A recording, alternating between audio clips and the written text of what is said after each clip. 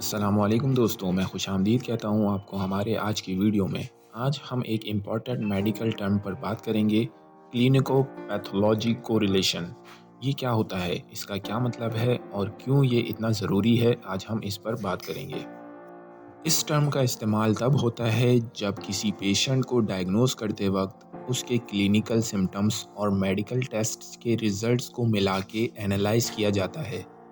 इसमें पेशेंट के डॉक्टर उसके सिम्टम्स को देखते हैं और फिर उसको डायग्नोस्टिक टेस्ट के लिए भेजते हैं, जैसे कि ब्लड टेस्ट, इमेजिंग स्टडीज़ या बायोप्सी। जब ये टेस्ट रिजल्ट्स आते हैं, तब पैथोलॉजिस्ट उन्हें एनालाइज करते हैं और ये बताते हैं कि पेशेंट के शरीर में किस तरह की बीमारी हो सकती है।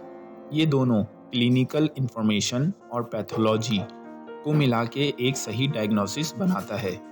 मान लीजिए कोई पेशेंट आता है जिसे फीवर, वीकनेस और जॉइंट्स पेन हो रहा है। अब डॉक्टर उसकी क्लिनिकल हिस्ट्री को देखेगा और उसको कुछ स्पेसिफिक टेस्ट के लिए भेजेगा, जैसे ब्लड टेस्ट, एक्सरेज या एमआरआई। जब रिपोर्ट्स आएंगी, तब पैथोलॉजिस्ट उन्हें एनालाइज करेंगे और डॉक्टर को बताएंगे कि पेशेंट को किस बीमारी का शक है।